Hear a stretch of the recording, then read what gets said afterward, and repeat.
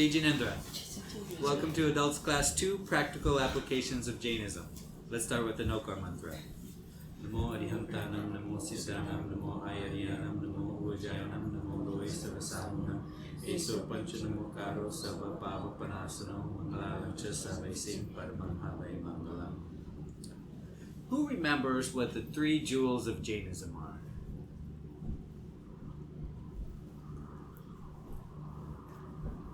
Talking about Darshan, Gyan, Charitra? That's right. Samyak Darshan, Samyak Gnan, and Samyak Charitra. That is right perception, right knowledge, and right conduct. So right perception is having the correct perception or belief and understanding and accepting the truths of Jain philosophy. Right knowledge is acquiring true and proper knowledge free from doubt and misinterpretation. And right conduct is aligning your actions with your right perception and right knowledge. So first we have to talk about the words we use. A lot of times the book will use the word faith, and you'll see a lot of people use the word faith with regards to Samyak Darshan, that is, right faith. And that is incorrect, and it causes misunderstandings. Because faith means you believe without evidence. And that's not what we're asking you to do. We're asking you to weigh the evidence and come to the correct conclusion about what the evidence means. And we know that's not automatic, right? If you're a police detective, you could look at a crime scene, you could collect the pieces of evidence, and you could form a scenario that explains every piece of evidence you collected. And that scenario could be completely wrong. That is, there could have been another scenario that also explains every piece of evidence. And that other scenario that you didn't come to the conclusion of that happened is the correct one. Right? So, what is the evidence? I will tell you. One piece of evidence is that the hard problem of consciousness exists. Who remembers what the hard problem of consciousness is?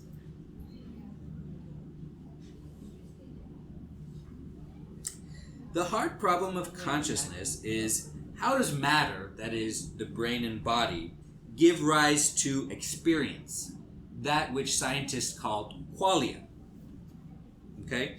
So, you perceive seeing the color red as an experience that can't be explained by particular wavelengths of light that hit your eye and signal to your brain that that thing is red, which is all true, but it's not your experience. That is, there's something more that is your experience.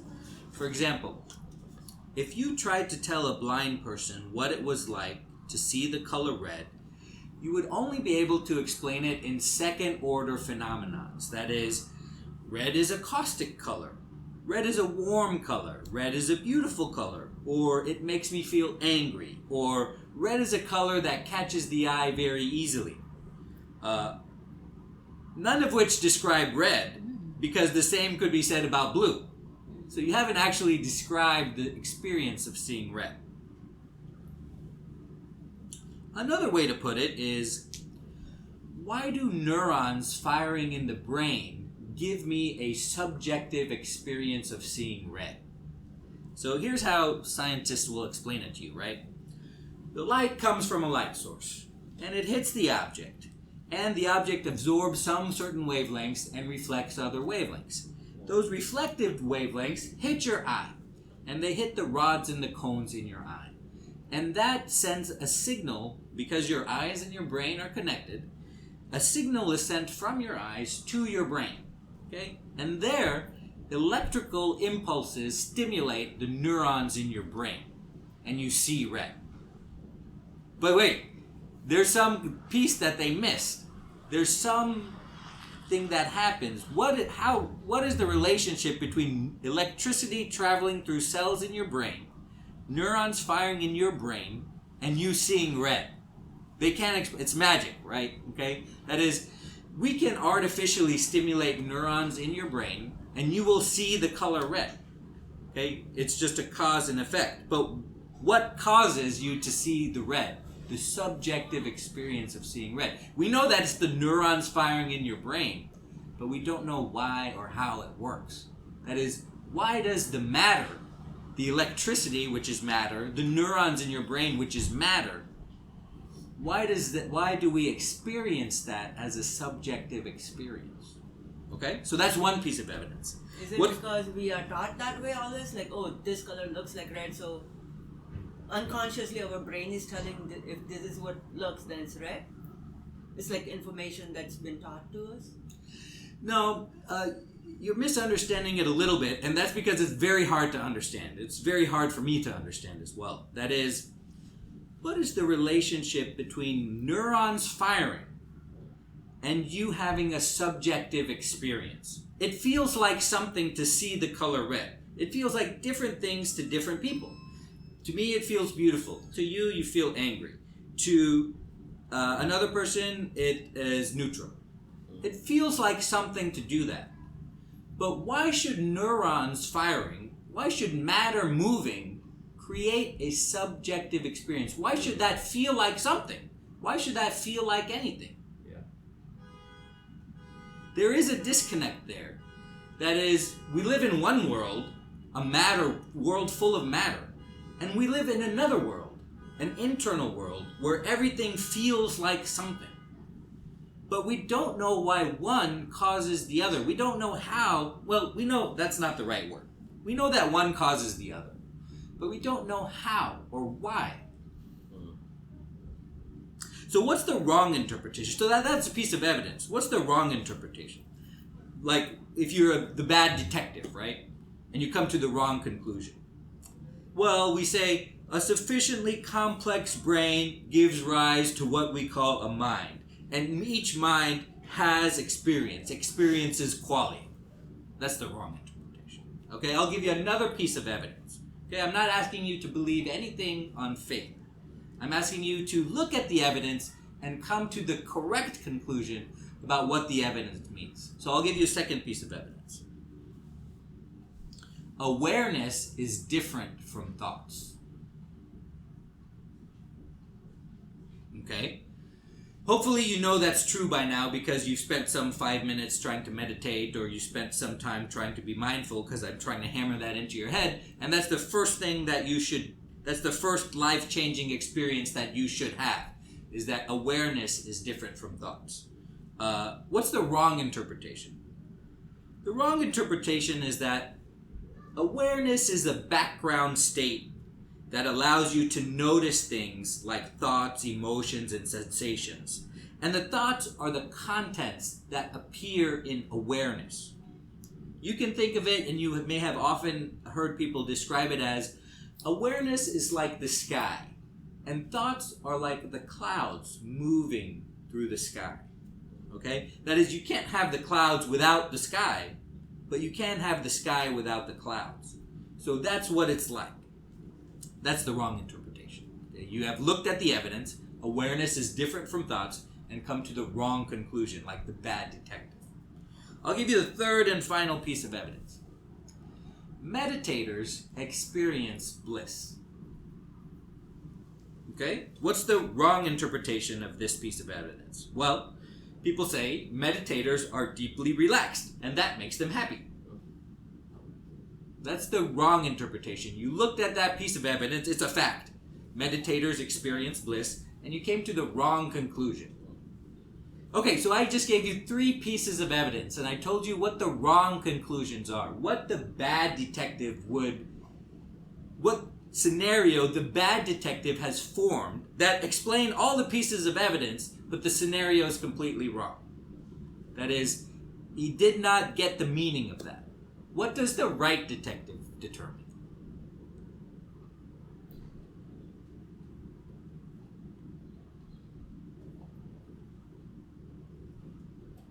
So on the meditator thing, the last thing, if we talk about what I understood, I wasn't there on the other classes, but he experiences the bliss, whoever the meditator, but it's not that he becomes happy. I mean, they might get into something where they might cry or something like that. Is that what we are trying to? We're trying to determine, why do meditators experience bliss? We have that piece of evidence. Mm-hmm. It's a fact. meditators have experienced bliss. We're trying to determine why that is. Yeah, I mean, from my personal experience, I would say it comes to acceptance. At the end of the day, it's all about going through the experience and the feeling of acceptance of whatever is happening around you and to you is what brings that bliss. Right. So you do meditation and you feel some acceptance. You analyze your life and you accept that there are things you can't control, and so you don't worry about that, and that's why you're happy. Maybe because you let your thoughts keep going and then you become more present. Okay. So that may explain that piece of evidence. But now you have two other pieces to account for. In this crime scene, in this scenario, we're trying to determine about what is true and what is not true. So how does acceptance, making you happy, how does that explain the other two pieces of evidence? That is, the hard problem of consciousness exists, and the second one is that awareness is different from thoughts. So I agree with you. You can accept things and determine there are things you can control and things you can't control, and you only do things about the things you can control, and that makes you happy. I agree that's true. But how does that explain the first two pieces of evidence?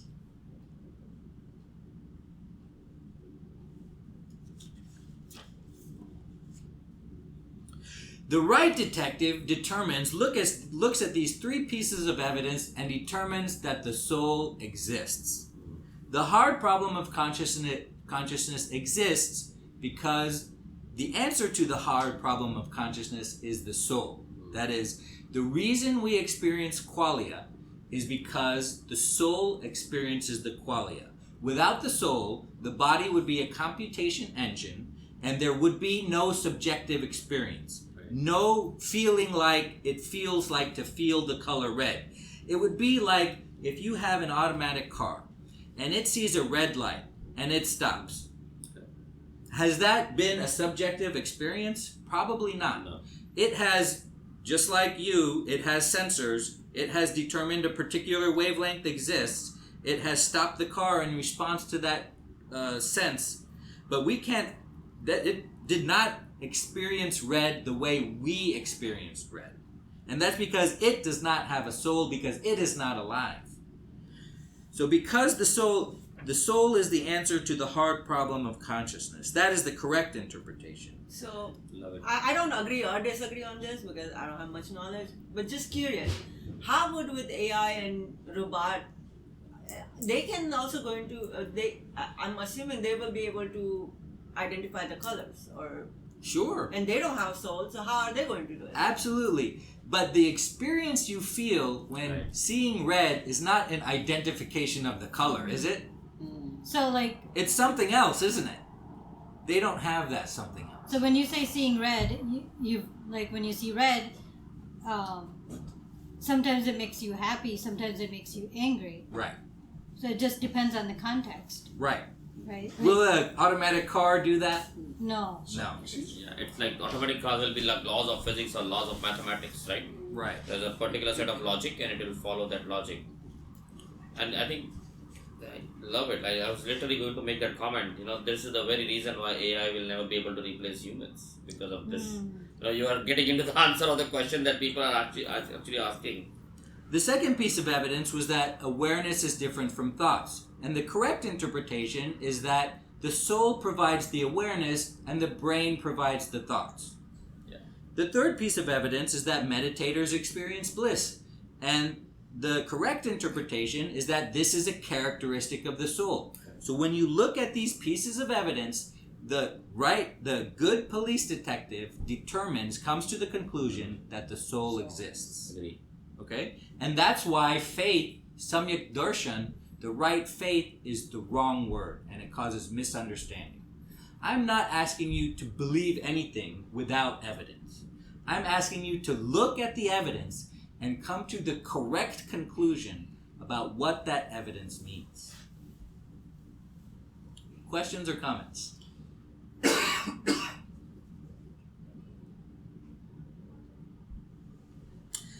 What is the right word? I told you the wrong word was faith. Samyak darshan is not right faith. That causes misunderstandings and is the wrong word. What is the right word? belief, right? Belief. Belief is the wrong word because belief means a little bit like the same thing. I'm asking you to believe it without supplying you any evidence. Just believe it, you know? Seek. Knowledge. Conduct. Well, samyak charitra is right conduct. So we're talking about samyak darshan. The correct word is perception. Right perception. Believing the correct things to be true. And that you brought up a great point, belief. I have often asked you ad nauseum if you believe you're a soul. And now I have realized that is the wrong word. I should not be asking you if you believe you're a soul because somehow that implies, well, I believe against evidence, you know, I can't see a soul, I can't do this, I can't measure a soul, so I just believe I'm a soul. That's not right. I should be asking you, do you perceive that you are a soul? Yeah. Because you're a soul no matter if you believe it or not. I should have been asking you for the last 10 years, do you perceive you're a soul? Do you perceive that truth? Do you perceive it to be true? Have you looked at the evidence and come to the correct conclusion, like the good police detective? I think that's the fine line, right? Most of us do believe that we are soul. Now, perception hasn't occurred to at least me. I don't know. Like, I believe I'm a soul. Okay. But perceiving is like more deeper meaning Sure. to it, right? So, Because there's a lack of something. So the way I believe or perceive that I'm a soul is that, okay, when there's a dead body, I know it's lacking the soul, right? But it's a lack of something that makes me believe it. Right. But where's the opposite of that? Well, you're alive. Alive. So you must be a soul. But I guess. I guess Yes. the right thing like, is when you're talking to someone, you believe you're talking to their soul, right? Like, do you see a soul? Like we visually Right. see a Right. body, right? I think that's what you're trying to say versus like maybe a dead body and a live body. But like when you're talking, like I don't think we may believe we're a soul or perceive we're a soul, okay? But we don't maybe convert that to the other person's soul. I don't know if I'm making sense of what I'm saying, right? Like when I'm talking to you, you're seeing me, Yeah. but Your body. my body, You're right. right? Versus my soul per se. And then like where's the line between like when a person is alive and dead? Like I'm also confused about that part. Like when someone's just a vegetable, are they? I mean, I feel like they have a soul, but you're not able to like communicate with Right. them, right? Right. People that are incapacitated do have souls. Right. They are alive. And people that are dead do not have souls. And where is the line? The line is when the soul leaves the body. That's where the line is. You're alive if your soul hasn't left your body. You're dead if your soul has left your body. So I know we have probably discussed this question already, but is the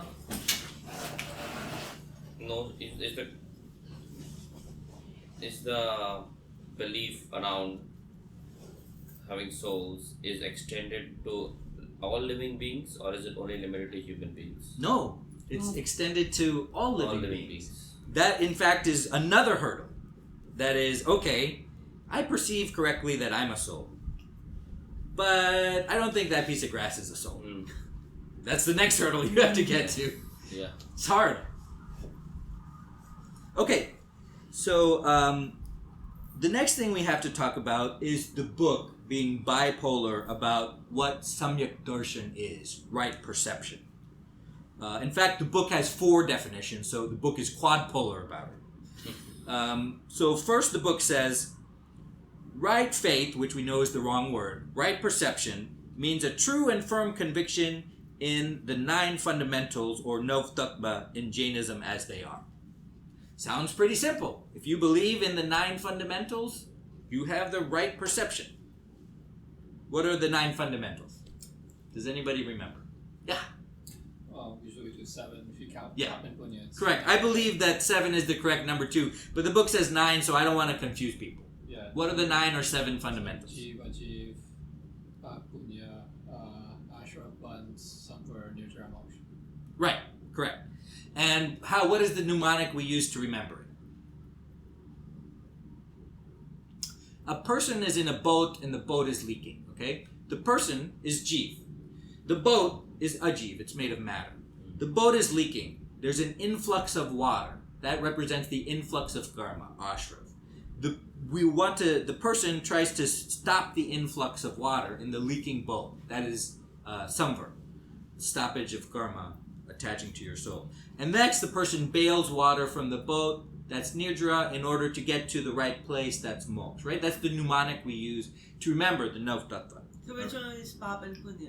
Pap and Punya are the reason that some people say they're 7 and some people say they're 9. Ashrav and Bandh and Nirjara all have to do with karma. And Pap and Punya are just the 2 categories of the 8 karma. So why are they 9 and not 7? I believe 7 is the right number, but the book says 9.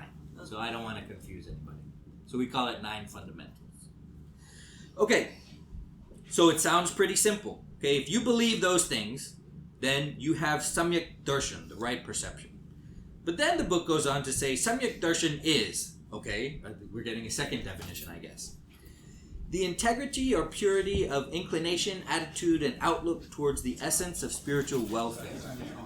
On the attainment of this spiritually beneficent inclination, strong manifestations of passion subside. That is very complicated and very nuanced. That is not what the book previously defined samyak darshan as. The very next sentence, samyak darshan is, okay, we're getting a third definition. Samyak darshan is the right faith resulting from use of discretionary power of thought accompanied by the understanding of the truth of the universal law of cause and effect relation. Such a faith is an inclination or attitude, referring to the second definition, having special strength of discretionary faculty, which enables us to discriminate the good from the evil, what is worthy of acceptance and what is worthy of rejection, and what is beneficial from what is harmful. That is the difference between right and wrong. Another very complicated definition that opposes the first definition that we heard from. Now, a couple of paragraphs later, the book says, right faith, which is the wrong word, right perception consists of believing the true nature of every substance in the universe. What are the substances? There are 6 substances in the universe. Does anybody remember what the substances are? Yeah. Give someone else a chance if nobody else knows. Anybody else want to say it? You are our spokesperson. Oh, it's Jiv, Udgal, Dharma, Dharm, Akash, and Ka. Very good. So in English, that is the soul or living beings, matter, the medium of motion, the medium of rest, space, and time.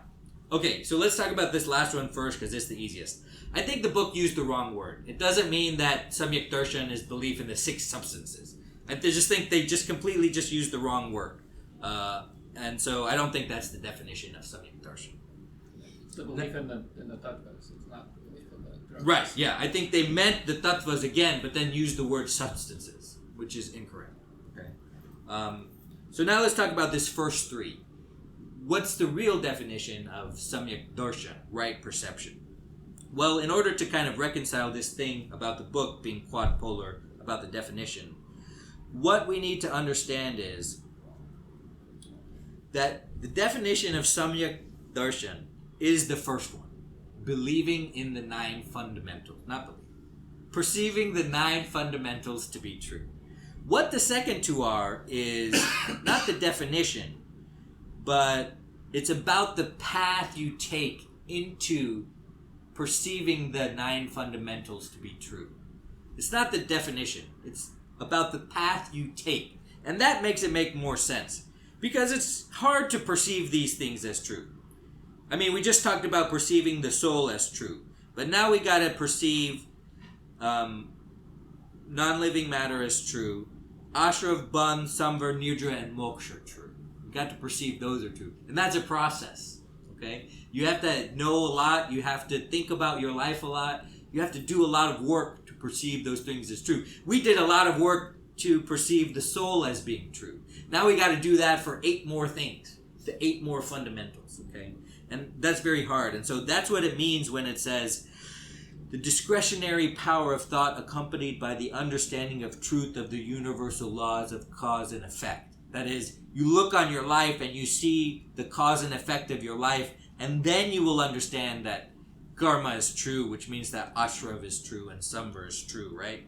And that's what it means when the book says, discriminate the good from the evil, what is worthy of acceptance, what is worthy of rejection, and what is beneficial and what is harmful. So that's how hard it is to believe these no tattva are true. So we finally know the definition of samyak darshan. Any questions or comments about that? And next, the book seems to recognize that it made a mistake and it tries to fix it. It says, to make it more circumspect and practicable, right perception has been described in a restricted way as. So we know it has a problem, so we're going to try to make something easy to digest. Belief in the twofold division of the universe, that is, living and non-living. Belief in the interplay of soul and matter through the process of the 9 fundamentals. And then the third one, belief in the Tirthankars, Jain Agams, and Jain teachers. I don't think that's true. Okay, I think that it doesn't make it more simple. It makes it more complicated because you're bringing sadhus and sadhvis, and well, what do the Jain Agams say? You're bringing that into the mix. No, I think you should ignore that. The definition of samyak darshan is perceiving the 9 fundamentals to be true. So when you look at the book, it's going to be confusing. But that should help us in our confusion. Questions or comments on that? The last thing you need to know is the book goes on and on about samyak darshan, right perception. It goes on for 6 pages, okay? It devotes 1 page to right knowledge and 1 page to right conduct. And you need to know why that is. That is because samyak nan, or right knowledge, that is the entirety of the book, okay?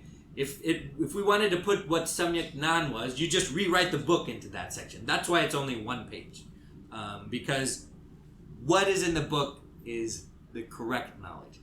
And correct actions, samyak charitra, is just putting what you learned into practice, and the book can't do that for you. In fact, one part of samyak jnana, that is right knowledge, is a list of what you should do. Remember, we have codes of conduct. What does the householder do? What does the sadhvi do? What does the upadhyaya? What does the... what are the things they do in your life? What are you supposed to do? It has what you're supposed to do. And for people that just want that, I believe I'm a soul, just tell me what to do. It's right there. And so it's just doing those things. That's all that samyak charitra is. It's just doing the things the book tells you to do. That's why there's only 1 page devoted to that in the book.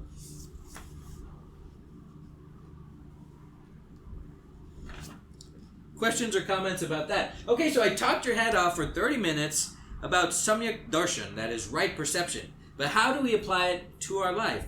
This class has always been about, and will always be about, applying Jainism to your life to make the quality of your life better.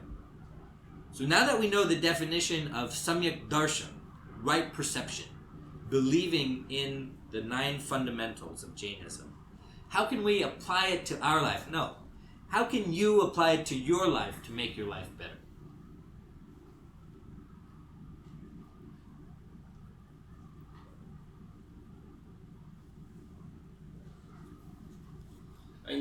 This is a difficult concept to grasp. From Sure. transparency. I think the way I look at it is be more thoughtful about it. Hearing about everything that I heard from you, it's about making myself a better listener. Is how I interpret this. When you talk about perceptions, right? Like when somebody says something or somebody does something, we make assumptions. Right. And it's important to understand their perception of the situation, putting ourselves in their shoes, and accounting for that situation and the judgment of the situation based on that, and not only solely based on my own perception. Right. So which of the 9 fundamentals does that impact? Ashrav. Okay? When you're a better listener, if you want to work on your ashrav, you stop and you pause and you don't react to everything everybody says. In that way, you're not attracting these more karma to your soul because you're not reacting. You're being a better listener. You're open to what people say, and if you don't agree with it, you let it wash over you. Just like you're very good at letting thoughts go, you let whatever BS this person is spewing at you go because it doesn't matter. And this is how we practice ashraf.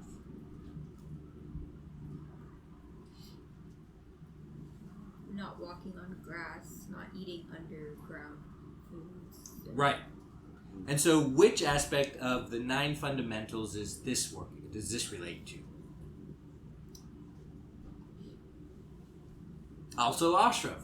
When we don't walk on the grass, we stop the karma from attracting to our soul. Not eating root vegetables, we're stopping the excessive karma that attaches to our soul from eating one type of food over another type of food. Sorry, also samvar. Sorry, Yeah. I said it wrong. Also samvar, but yours was also samvar.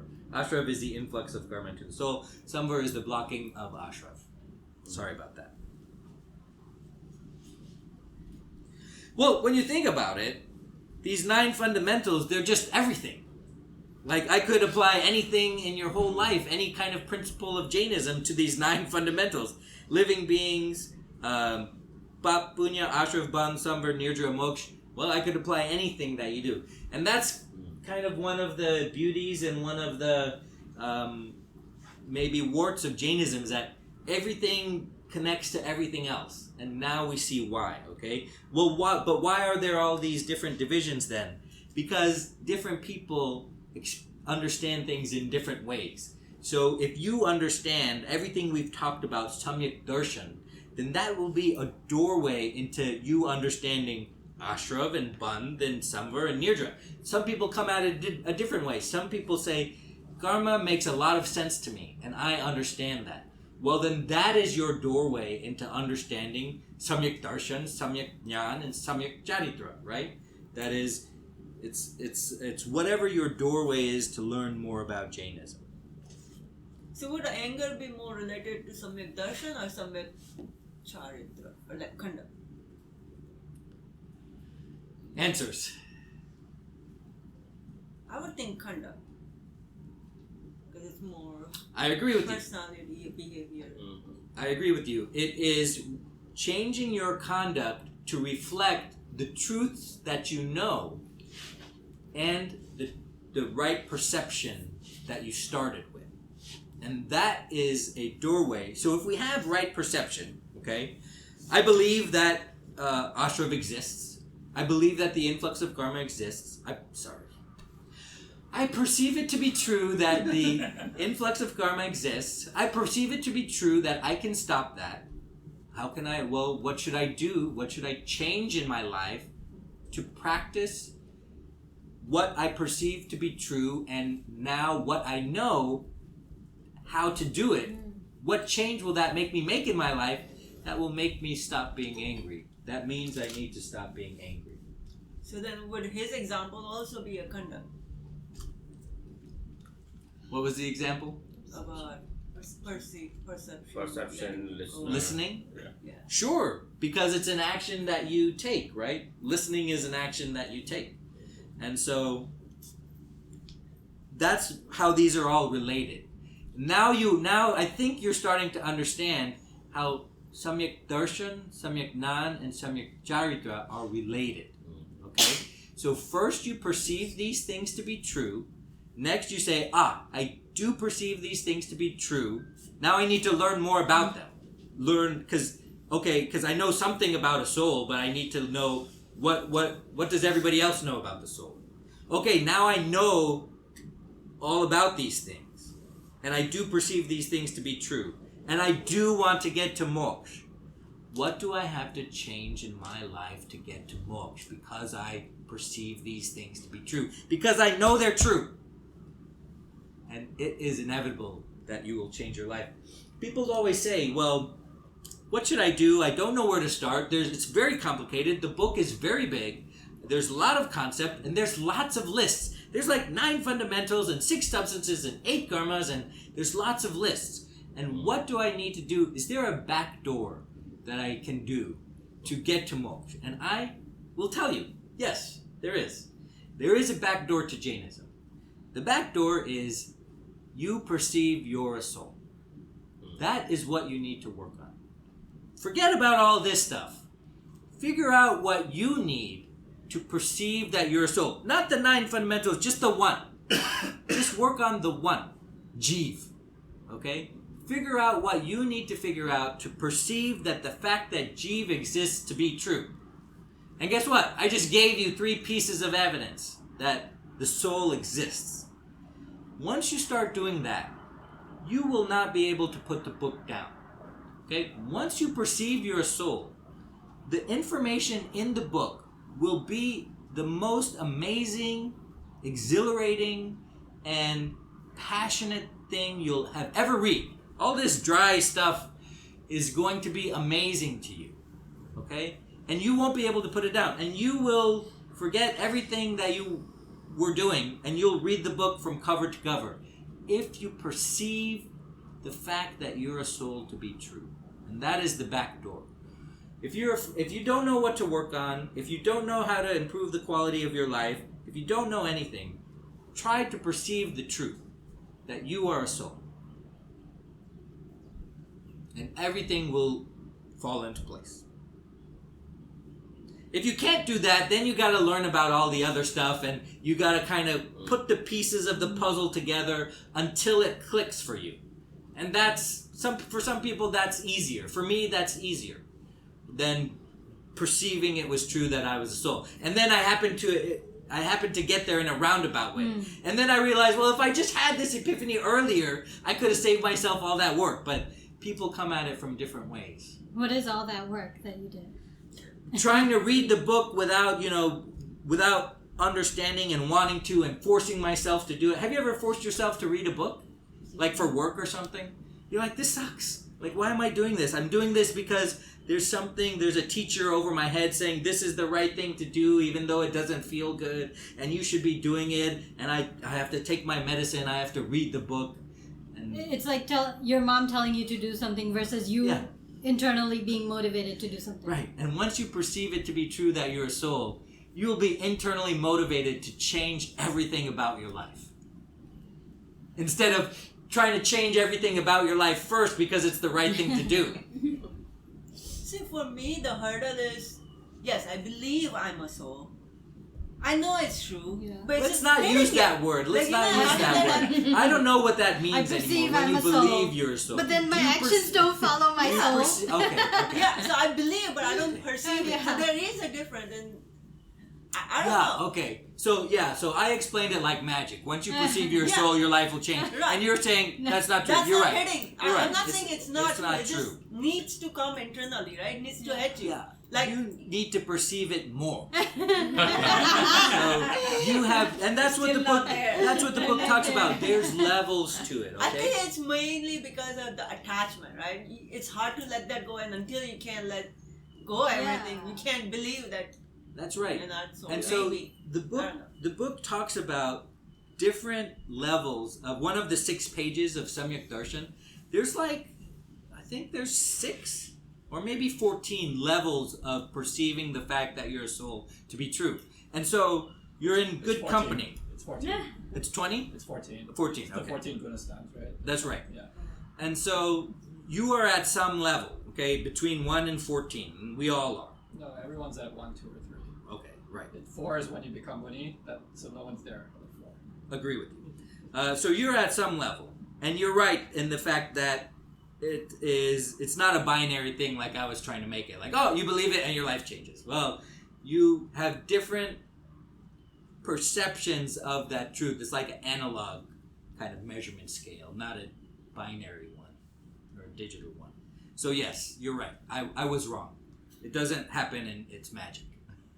You have to work on it.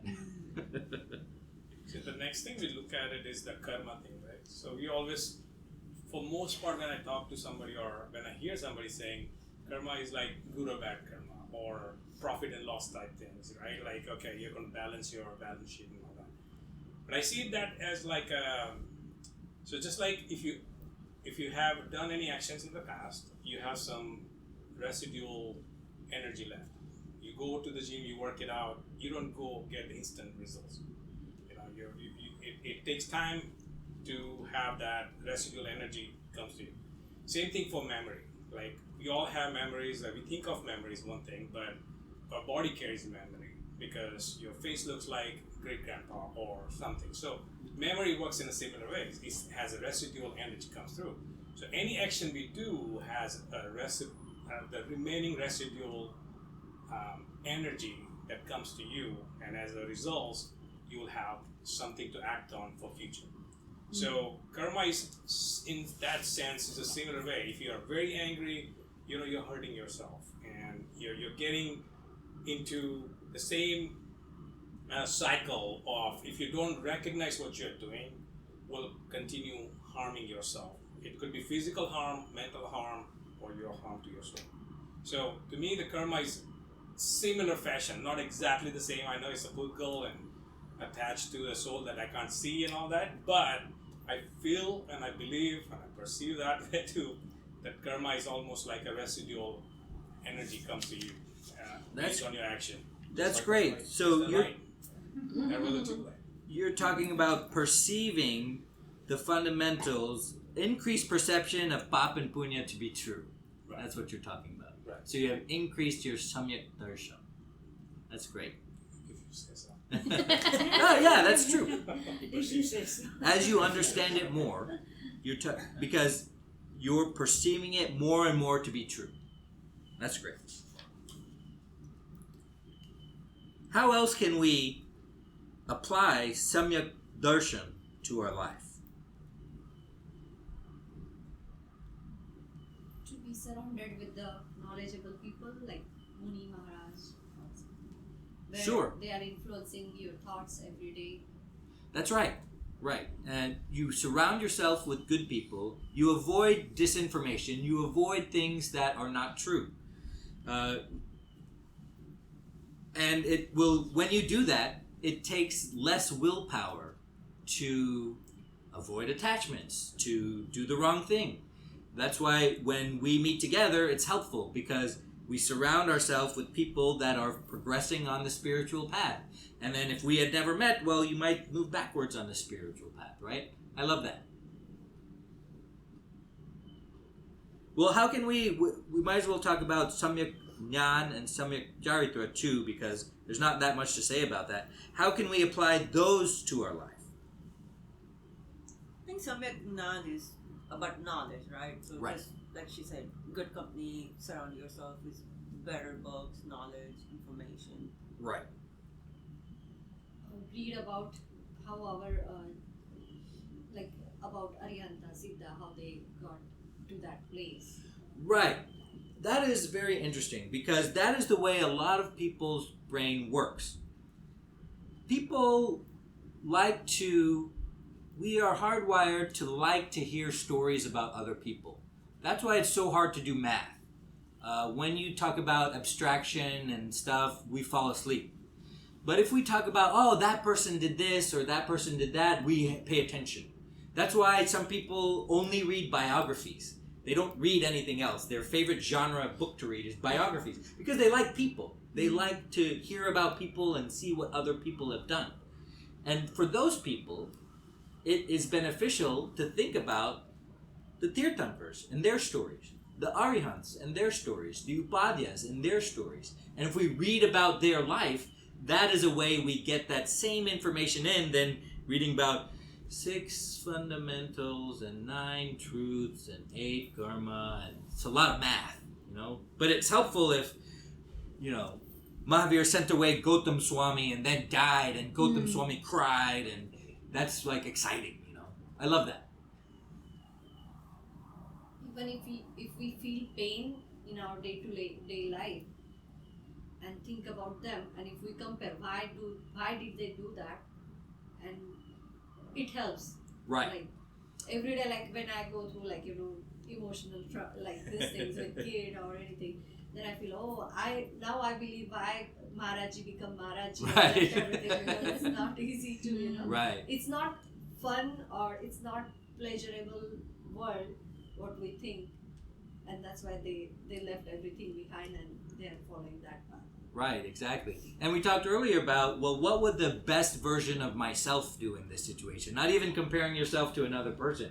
Comparing yourself to the person you want to be. Well, the best version of myself would not be yelling at my kids. You know, the best version of myself would take the time out of their day and explain this to my kid properly, and then you realize that they don't care about that. And I'm glad we started talking about that, because we started talking about this kind of a very complex subject and how to get your mind around it and the perceiving the color red. How on earth are we going to explain this to our kids? Okay? That neurons fire in the brain and you have a subjective experience of seeing the color red. And it's magic. We can't explain what matter has to do with experience. We can't find a reason why or an explanation of how there's a connection there. How on earth are we going to explain that to our children? I still don't understand after the whole It's very hard. Actually, Yeah, it's very hard. I'm going to take an alternative path. Instead of explaining it to them, I'm going to ask them. So how do they interpret why this is happening? I might actually get a creative answer from that from them. Yeah, we can, instead of explaining things them, we stimulate their mind. Exactly. Try to get them to understand it, right? Yeah. That's why they say children are lamps to be lit, not containers to be filled with information, right? We have to stimulate them to want that. We'll start with a very simple question that why does my 11-year-old love Taylor Swift songs so much versus I don't like them so much? Why? Right. What is the reason? Like, Right. because the laws of physics, it should have been consistent. Right, so same thing, right? So instead of talking about light bouncing off an object, we talk about sound waves entering into the ear, physical stimulation of the brain, electricity fires neurons, and you have a subjective experience. But if we like go back to how you want us to perceive more, right? I think where I get stuck is like, it's just so. Isn't it just too hard sometimes? Like, cause you hear like this is the dukam aru, and like, you know, a lot of like there's not gonna be any moksha attainment. So like, what, like, you know, you feel like, okay, well, Why am I it's wasting my impossible. time? Why am I Yeah. wasting Why? my time on Exactly. So, okay, Yeah. great question. I'm never gonna get there. Why do He it? was Right? straight. So, just because it's the Aram of Ara of Dukkha, that is, Jainism is going to die out, that doesn't mean you won't attain moksha. Remember, non-Jains attain moksha. Okay? Remember that moksha is more than just the Tirthankars. Okay? The Tirthankars are just the people that attain Keval Jnana and set up the fourfold order of Jainism. Okay? There's a lot more people that attain liberation than the Tirthankars. Right. You're probably not going to be a Tirthankar. You're probably going to attain moksha and not be a Tirthankar. But also, you're going to be around for the next cycle too. And so why not take advantage of your human body now? You have the ability to take oaths and perform a tremendous amount of nirdra. A tiger cannot perform 1/1000th of the nirdra that you can perform. So you have the ability to prepare for when the time is right. Because guess what? You're going to be around. Because your soul is going to be dying and being born. Or your soul is going to be inhabiting different bodies that go through the cycle of life and death. So why not start now? Why not start the process of removing the dirt from your soul while you can? Yes, Jainism is going to die. Yes, things are getting worse. Yes, things will continue to get worse. But you perceive, finally, after an endless life, after endless time of suffering through the cycle of life and death, you finally perceive the truth because you started in Nigod and you randomly took a step in the right direction. And that set you on this kind of virtuous path that has led you here to become a human. And you're going to be in this for a long, long time. Why not start now? Okay. Plus, like you said, it's a residual energy, right? You just carry it forward for future. Does every soul eventually get moksha. No. Oh, that would be easy. Then why do we have Then to we do wouldn't worry anything? about it. Like I'm talking about like for so it could go There's a so difference life and between death it's could called- go on there's forever. There's a bhavya jeev and an abhavya jeev, and so some people are just abhavya and they're just in that category and it'll never happen. But we should just find that out first. What category we are. I got good news Here, for let me you. check, You're let me all check. in the Yeah. category We are that in can the good achieve category. moksha. We're all The humans. fact that We're you're already here above. Oh, no Yes. way. No makes way. it make sure that you can achieve moksha. Great news for you. Yes. All of you are in the club. Yes. We're in the potential being club. humans, it's, But the whole cycle will How do you repeat, jump like clubs? where, like we have the chance to achieve moksha. Like the Yeah, auras so repeat. the answer to your question is the moksha only happens in the fourth cycle, right, out of the six. But to answer your other question, there's a separate galaxy, whatever you want to call it, called the J4E, where the Simandar Swami is right now. So if you were in your next birth as a soul, if you were born there, it's always the fourth cycle there, and you can go to moksha right there.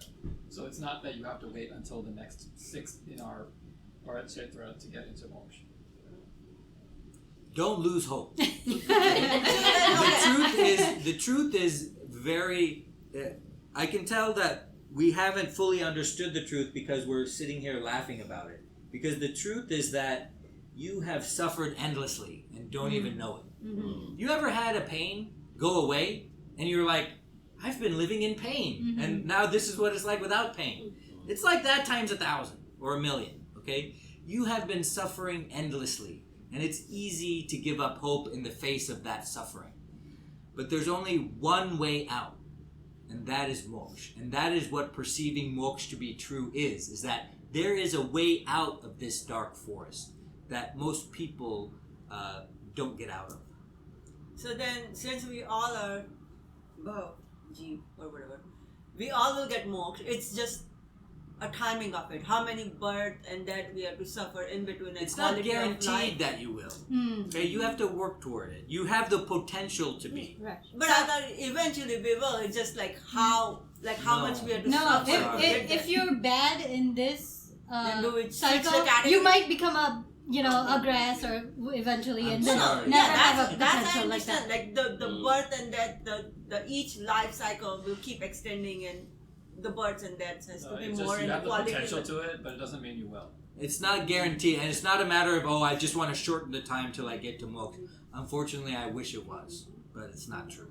But So we we- like if you keep doing a good karma, you breaking down all But the you don't want buns the and good karma. karma, right? Because that you want no karma.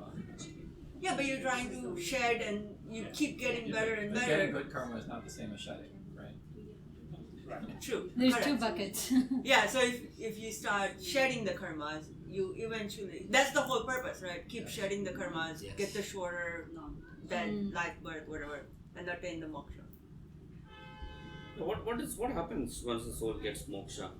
What- So, a lot of people, that's a great question. Why is it someplace that's great to go? I'll give you a very short answer because I think the kids are going to come in. A lot of people think that it's boring there, okay? But it's not. Because you are constantly, in every moment, experiencing the true qualities of your soul, which are infinite happiness, sometimes called infinite bliss, infinite knowledge, infinite perception, and infinite energy. And if a fleck of karma comes to your soul in moksha, you will immediately burn it off. Hey, come on in. Do you see that Layla is a soul?